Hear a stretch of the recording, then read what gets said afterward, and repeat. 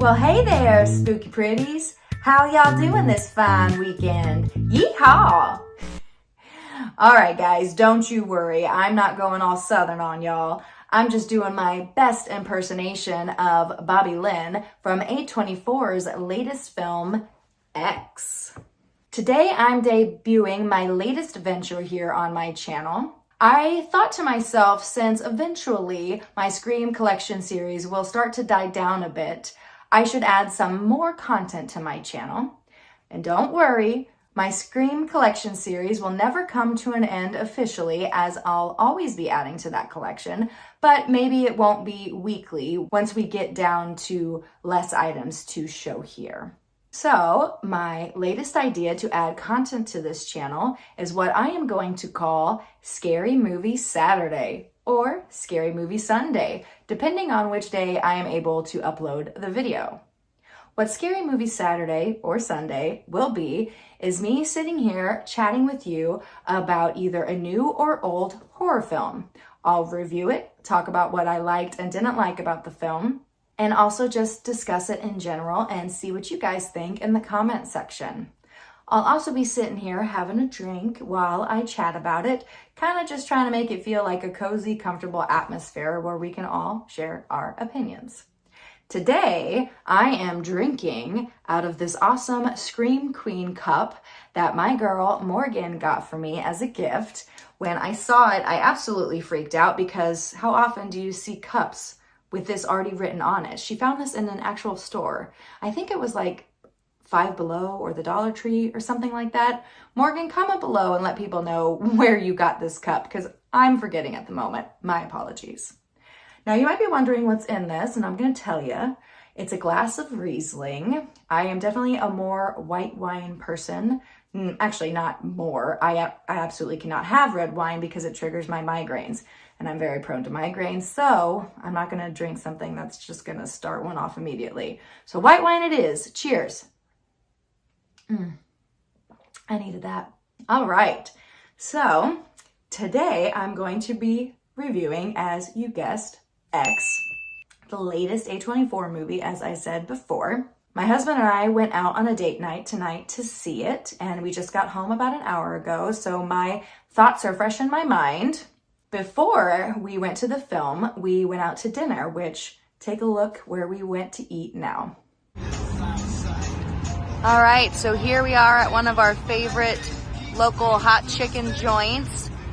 It's about 20 minutes from our house, so we don't really get to eat here very often. We try to go before we head to the movies when we're in this area. We're eating outside tonight because it's warm enough.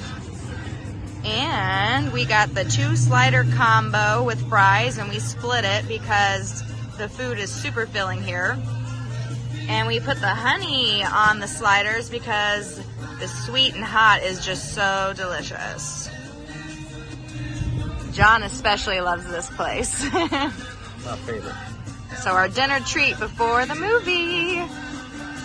After we had Dave's hot chicken, which let me tell you is delicious, I was hoping to record a little bit in the theater before entering the movie, but we had ordered a pickup order for our food, and somehow, even though we paid for it and got a text message saying it was ready, our food was not ready.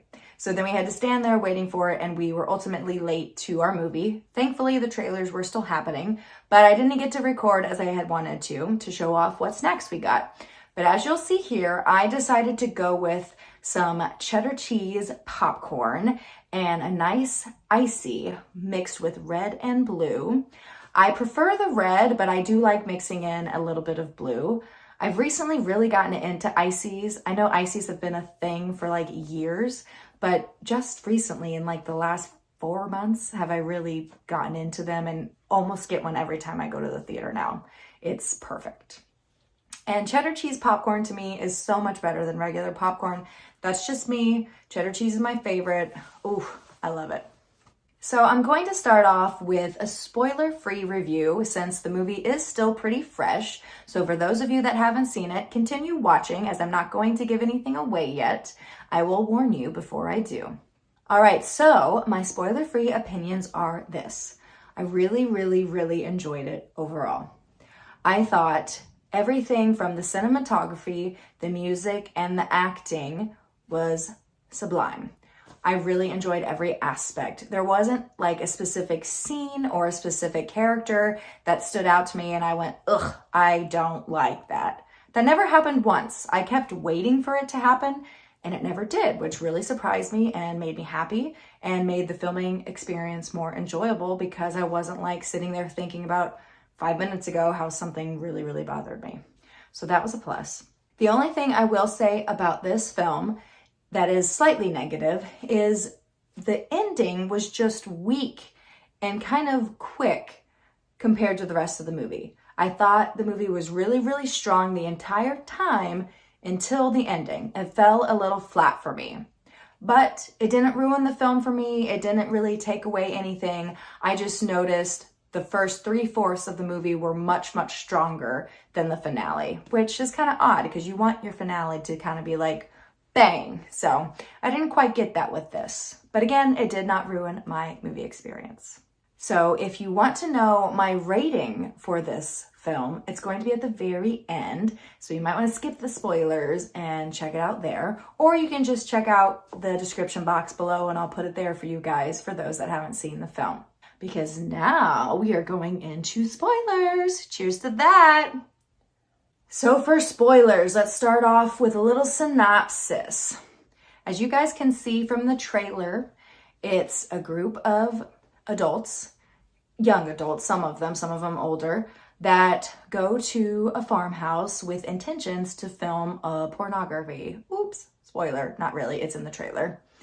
And when I first saw the trailer, I actually got The Visit vibes. Have you guys seen that movie by M. Night Shyamalan? Side note, he's one of my favorite directors. The Visit is about, let's go off on a little tangent here. The Visit is about an older couple, spoiler, who is pretending to be a set of grandparents to two children. They're not actually their grandparents, they're pretending to be. And the grandmother in that film is sundowning and she goes crazy at night and some fucked up shit happens. And when I saw the trailer for X, I was kind of getting those vibes and I'm like, but I doubt it's the same premise because A24 usually has way more twists than that and I don't think they would copy another film. But when I first saw the trailer, that's what came to mind was The Visit. Thankfully, I was right and it was not the case. It was not really about sundowning or crazy grandparents or anything like that. A24 definitely had some different things up their sleeves. So going off the trailer, once they arrive at the farmhouse, they meet the owner of the little boarding house that they're going to be staying in that's away from the main farmhouse. And the owner says, my wife's not well, don't disturb us, yada, yada, yada, keep to yourselves kind of thing. So after the old man goes back to the farmhouse and they go off and start making their porno, fucked up shit starts happening. That's the synopsis. That's what we see in the trailer. And then we'll go from there. Right off the bat, we see the aftermath of what's happened during this whole movie. We see the cops stumble upon the massive crime scene. There's tons of blood and gore. And they end up going to the basement of the farmhouse and see something that we cannot see that is obviously shocking and disturbing to them. That's the very first thing I really liked about the film because it left a level of suspense and mystery to what they were seeing. And you kind of thought about it the rest of the movie of, okay, what did they find? What did they see? What is it gonna be? So I really enjoyed that. I also got Texas Chainsaw Massacre vibes from the very start of the film. 1, it's based in the late 70s. 2, it's based in Texas. 3, everybody's kind of wearing the same clothes. 4, the characters kind of line up with some of the ones in the Texas Chainsaw films. So it had that vibe and that setting, but luckily the story was nothing like Texas Chainsaw Massacre, so no worries or copycats there. The next thing I really, really liked were all the characters. There wasn't a single character I disliked or thought was unnecessary. I thought all the performances were great. I thought everybody meshed really well, and I just thought it was a very well picked out cast. Standouts for me were definitely Brittany Snow, who plays Bobby Lynn, and that's who I was trying to impersonate in the beginning of my video. I think she was actually my favorite character. There was just something about her that was super confident and hilarious and just free, and I really liked that. And I also just really like Brittany Snow in general. Mia Goth, who plays the lead, is obviously fantastic. She's a great actress, and she just did a very amazing job in this movie. And then we move on to Miss Jenna Ortega, who I have to say, that girl can really emote through her eyes. She doesn't have to say anything. She can literally just speak through her eyes, and you can know what she's thinking and what she's feeling. She just emotes really, really well, and I just think she's a fantastic young actress, and she's only going to get better from here. All the men were great too. I just felt like the women stood out a bit more in this film. All the performances were great. No complaints about anybody. I just think the three women rocked it in this film. Another great thing about this movie is the music. Both the score and the soundtrack are perfect. The score throughout the entire film leaves a level of suspension and disturbance and uncomfortableness that kind of just leaves goosebumps on your skin and the hairs on the back of your neck standing up. It just goes really well with the film, and you just know something is not right. And that's kind of like that with all the scores in the A24 movies. They really knock it out of the park with their music. It tells a story all on its own. The soundtrack and the songs for the soundtrack were picked out really, really well. It even included Blue Oyster Cult's Don't Fear the Reaper, which I thought was funny considering it's kind of used in a lot of horror movies, including Halloween and Scream. But it's always nice to hear that song in a film because it brings up so many good memories. So yes, there wasn't really any specific scene that I thought was unnecessary. Okay, I take that back, except I liked it and I didn't like it. So there's a scene where Brittany Snow is singing to a guitar. And if you don't know who Brittany Snow is, she is a singer. She was in the movie musical of Hairspray, and she was also in all the Pitch Perfect films, and she sings. So when she started singing, I was like, oh, come on. Was this like in her contract or something that she had to be able to sing?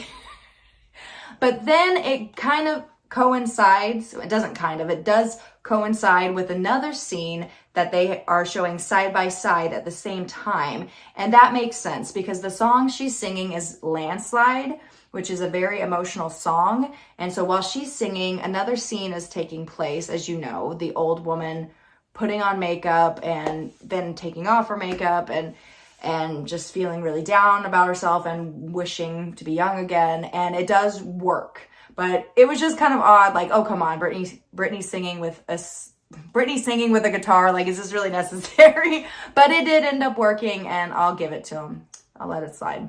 Another thing I liked but then didn't like was something that happened with Jenna Ortega's character. Lorraine, I think her name was. She gets trapped in the basement of the movie. And that's when we find out what the cops have seen at the beginning of the film. And it's a man hung up by his wrists, and he's pretty much nude. He has his jeans around his ankles, and you see it all. And at first, you think, oh my God, is this Lorraine's boyfriend, RJ? And that's what my husband thought. That's not what I thought. I noticed the guy looked different, and he also looked a little more decomposed than what RJ would have looked like at that point. So that's the first time we kind of realized, shit, this isn't the first time these people have done this. And who is this guy? So anyways, we'll go back to that. So Jenna Ortega gets trapped in the basement, and I felt like she was super smart and had really good survival instincts. She can't get out the basement door that's at the top of the stairs because the old guy has locked it. But she tries the storm door, like a tornado storm door, you know what I mean? That's at the bottom of the basement. That's locked too. So she looks around, she finds a weapon, and she busts through it like Jack Torrance in The Shining, and it sticks her hand through it and is trying to get the lock. And obviously we see that doesn't work out. But I just thought that was really, really smart of her. She kept fighting. She kept trying to find a way out. She was a survivalist. I thought it was great. However, when Mia Goth's character eventually finds her and lets her out, she's screaming like a mad woman, being loud as fuck, not listening to Mia, and just kind of like not giving a shit. And it's like her survival instincts went out the window from 20, 30 minutes ago when she was being a badass, and sure enough, she gets shot and killed. Boom, boom, boom, dead. Your smarts are over. So that was kind of disappointing because she seemed really smart and that she was going to get out of that situation alive, but obviously not. So that kind of bummed me out a little bit. But overall, I really enjoyed everything else about the movie, except the ending felt weak to me. I don't know, I just felt like it was leading up to something more than what we got. I don't know exactly what I was expecting. I did notice that the old woman and man were obviously in prosthetic makeup, very, very heavy makeup. While it was well done, you could tell it wasn't quite natural. You could tell these people had makeup on. And sure enough, I had a feeling from the very first time we see the old woman put the blue eyeshadow on, I had a feeling that the old woman was also played by Mia Goth, and I was correct. And I thought that was really interesting. So I don't know where I thought they were gonna go with the two characters, with the whole makeup thing. I don't know, it wasn't quite what I was expecting. And it just kind of felt like, oh, it's over, this is where it's at. We're ending the film now. We're done. I don't know. I can't explain what I was expecting to see, but it just was like, it let up, and then it was, oh, it's done. Okay, this is it. So it wasn't bad. Didn't ruin the movie for me, but I just felt like it could have been a bit stronger. Now, if you waited to watch the end credits, then you will see that it looks like there's a prequel coming. I don't know if they're being sarcastic, if that was just supposed to be something funny. I didn't research it after I got out of the film. I probably should have, but it looked like there is a prequel to this film coming. And if that's the case, then I think that's pretty badass. I would love to learn more about Pearl, which is what it's supposed to be called, and just kind of get more of her backstory.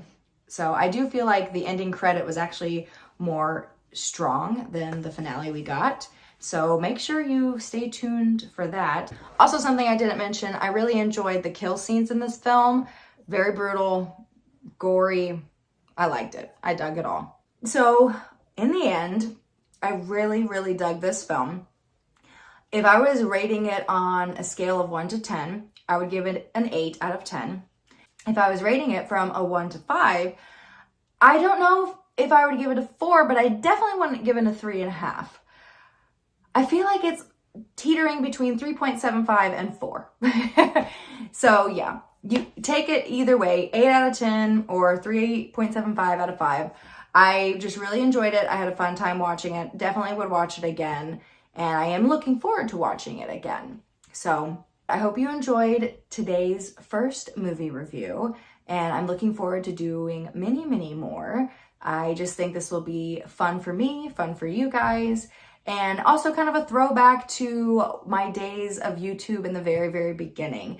If you go back all the way to the beginning of my YouTube, if I haven't unlisted them, because I might have, I actually started out my YouTube channel with movie reviews.